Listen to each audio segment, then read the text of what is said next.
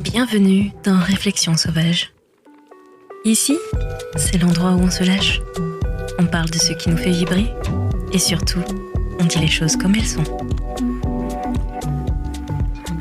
Je suis Andy et ensemble, on va explorer la vie sans filtre, les relations, le self-love et toutes ces petites réflexions qui nous rendent plus fortes. Installe-toi confortablement, prends un café, un thé ou un verre de vin et prépare-toi à des discussions 100% vraies, pleines de rire et de réflexion. Allez, c'est parti. Réflexion sauvage, let's go.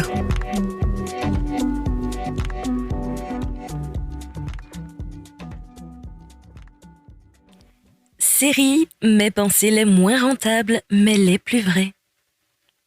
Épisode 2. Je veux réussir, mais pas trop fort, sinon je vais devoir assumer. Ok. Est-ce qu'on peut parler 2 secondes de ce grand flou qui s'appelle « Je veux réussir, mais pas trop fort non plus ». Genre, j'ai envie d'être visible, mais j'ai des palpitations dès que je poste une story où on voit ma tête. J'ai envie de faire des projets fous, mais dès qu'on me dit « go », j'ai envie de fuir en claquette dans les bois. Il y a en moi une espèce de queen endormie, une boss lady, qui sait ce qu'elle veut, et en même temps une meuf en pyjama qui regarde ses idées passer comme des nuages, avec un mélange d'excitation et de trouille totale. Cet épisode, c'est pour tous ceux et celles qui ont de l'ambition, mais qui n'osent pas trop la regarder dans les yeux. Parce que réussir, c'est sexy en théorie. Mais en pratique, ça fait flipper. Pourquoi ? Allez, viens, on va décortiquer ça.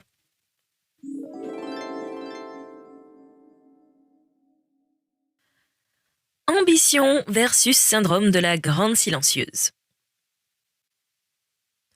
Je sais pas pour toi, mais moi, j'ai toujours eu cette petite voix dans la tête qui me disait « Tu peux briller, mais pas trop. Faut pas faire de vagues.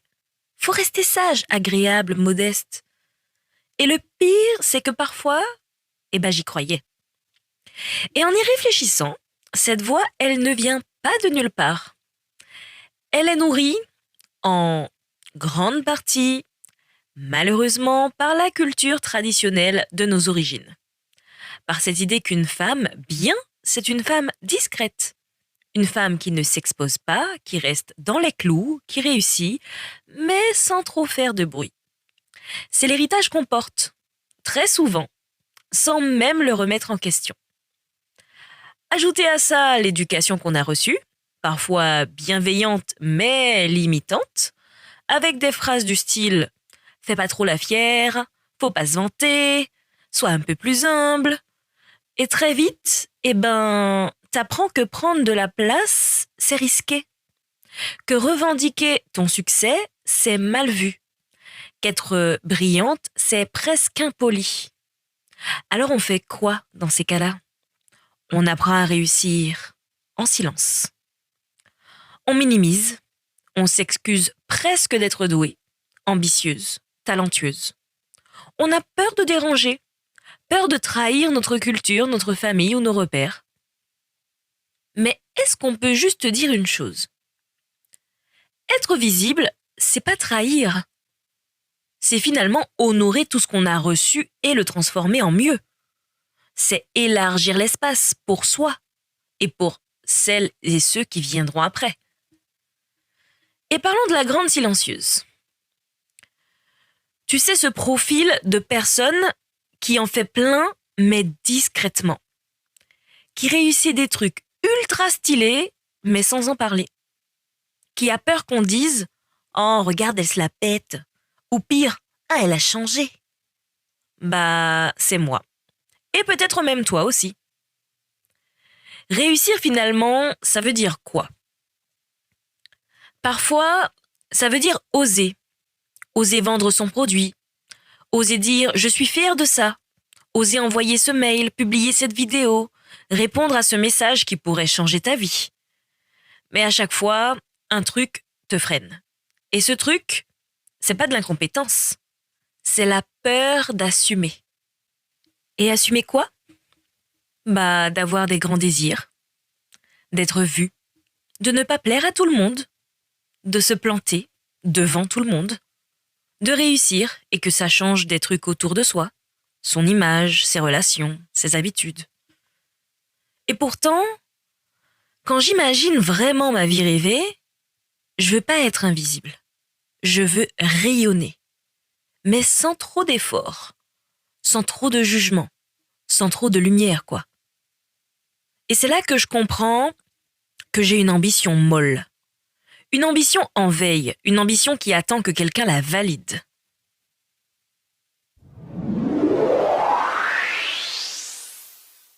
La minute réflexion sauvage. Et si ma peur de réussir était juste une peur d'exister en grand? Je crois que notre génération est en train de réinventer le mot réussir. Et c'est cool. Mais c'est aussi flippant. Parce qu'on ne veut pas des carrières toutes faites, on veut créer, on veut exister, on veut marquer sans se perdre, sans s'épuiser, sans devenir un personnage. Mais pour ça, il faut sortir du bois. Dire « moi je veux ça » et l'assumer, même si ça dérange, même si ça casse un peu l'image cool et discrète qu'on a toujours renvoyée. Réussir, ça veut pas dire devenir une caricature d'entrepreneuse en blazer blanc. Ça veut dire prendre sa place et sa vraie place. Pas une petite place sur le côté avec une pancarte qui dit « pas trop bruyante, merci ». Et si tu veux réussir, mais que t'as peur de ce que ça implique, sache un truc. Tu n'es pas seul. Et tu as le droit d'avancer à ton rythme. Mais avance. Même un pas. Même en claquette.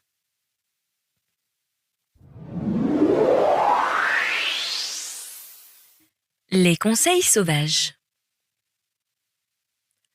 Comment réussir sans paniquer ou presque? Premièrement, arrête de croire que ton ambition est un problème. Non, tu n'es pas prétentieuse. Tu n'es pas ingrate. Tu n'as pas pris la grosse tête. T'as juste une envie qui gratte de l'intérieur. Exister pleinement. Mais si ça te fait peur, c'est peut-être parce qu'on t'a appris que l'ambition c'était dangereux, que c'était masculin ou égoïste, que chez nous, dans nos familles, dans notre culture, les femmes doivent rester discrètes, ne pas trop attirer l'attention, ne pas se vendre. Alors tu te censures, tu rentres dans une version de toi plus sage, plus lisse, mais intérieurement, t'as des rêves qui bouillonnent. Ton ambition, c'est pas un problème, c'est une puissance en attente d'autorisation. Et cette autorisation, tu n'as plus besoin de la demander à personne. Deuxièmement, commence petit, mais commence visible. Tu n'as pas besoin de tout afficher. Tu peux commencer par un geste minuscule. Poster une création, dire à voix haute ce que tu veux, oser écrire ton projet, ouvrir une discussion qui te fait peur. Pas pour prouver, pas pour te faire valider, mais juste pour exister. Et oui, ça va t'exposer. Et oui, peut-être qu'une cousine ou un oncle va lever les yeux au ciel. Mais c'est pas pour eux que tu fais tout ça. Plus tu t'effaces, plus tu apprends au monde qu'il peut t'oublier. Plus tu oses, plus tu te rappelles à toi-même que t'es là pour de vrai. Troisièmement, entoure-toi de gens qui veulent que tu gagnes vraiment. Il y a ceux qui t'aiment, tant que tu ne changes pas trop, et puis il y a ceux qui te regardent avec des étoiles dans les yeux dès que tu oses te déployer. Ceux qui te félicitent, même quand tu as juste osé parler de ton projet dans un repas de famille.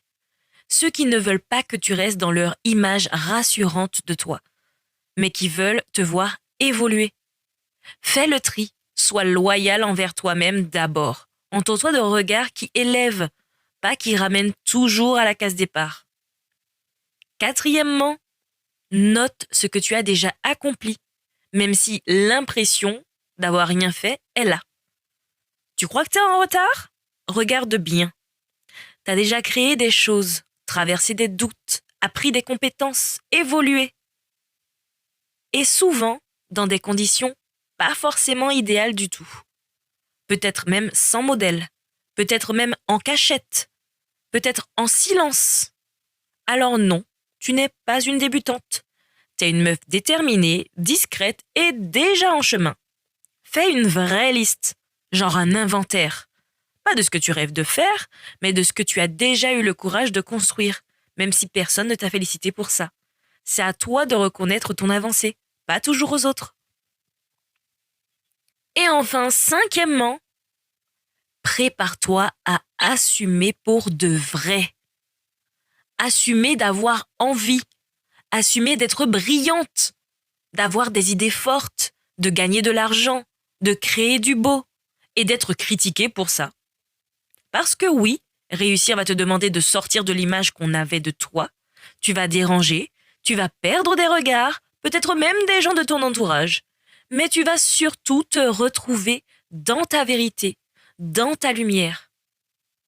Assumer, c'est pas se défendre, c'est se montrer sans s'excuser, même avec la voix qui tremble, même si t'as peur de ne pas être assez ou d'être trop pour certains. Parce qu'au fond, c'est pas la réussite qui fait peur, c'est de se tenir debout dedans en entier. Et si t'as peur, c'est bon signe. Ça veut dire que t'es en train de sortir du moule. Et bravo pour ça, il faut continuer. Parfois, on croit qu'on est en retard parce qu'on n'a pas coché toutes les cases classiques du succès. Mais si je regarde mon propre chemin, je me rends compte que j'ai fait des trucs incroyables, que j'ai presque minimisé moi-même. En 2024, j'ai dit oui à ce qui m'animait vraiment. J'ai quitté les chemins tout tracés, les attentes extérieures, pour créer ma petite entreprise artisanale. Rien que de le dire à haute voix, ça me fait presque quelque chose. Parce que c'était pas évident, c'était pas validé d'avance, c'était pas dans le plan de carrière rêvé par la société. Et en 2023, j'ai publié 3 livres. 3, dont un pour enfants. Moi qui avais toujours rêvé d'écrire, j'ai osé transformer mes idées en objets réels, en histoires qu'on peut lire, transmettre, offrir. Et pourtant, j'en ai parlé timidement, comme si c'était rien, alors que c'est immense. Et si c'était ça, réussir, se dire « j'ai osé, j'ai créé, j'ai honoré ce qui me faisait vibrer ». Même si c'est pas dans les top tendances LinkedIn, même si ça passe sous le radar des gens qui attendent que tu fasses plus, alors aujourd'hui, j'ai envie de te poser une vraie question. Et toi, qu'est-ce que t'as déjà fait et que tu n'as pas osé célébrer ? Fais pas d'impasse. Reconnais ton chemin, car il mérite autant de lumière que tes rêves.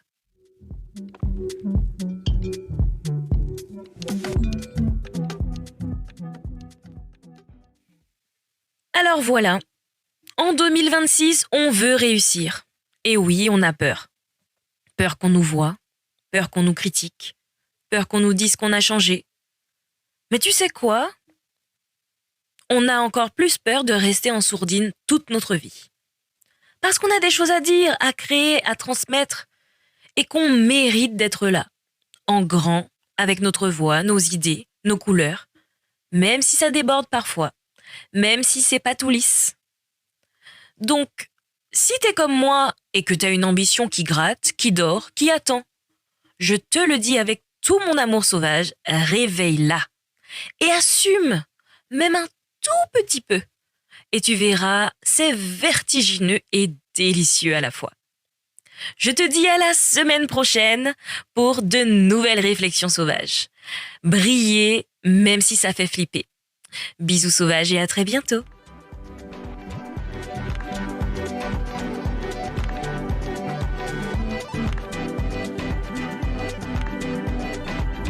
Et voilà, c'est tout pour cet épisode de Réflexions sauvages. J'espère que ça t'a fait sourire, réfléchir et peut-être même un peu bousculer. Si tu as aimé, n'hésite pas à partager avec une amie, laisser un petit avis ou tout simplement en parler autour de toi. On se retrouve très vite pour une nouvelle dose de réflexion, de rire et d'authenticité. D'ici là, n'oublie pas, reste sauvage, reste vrai et surtout prends soin de toi.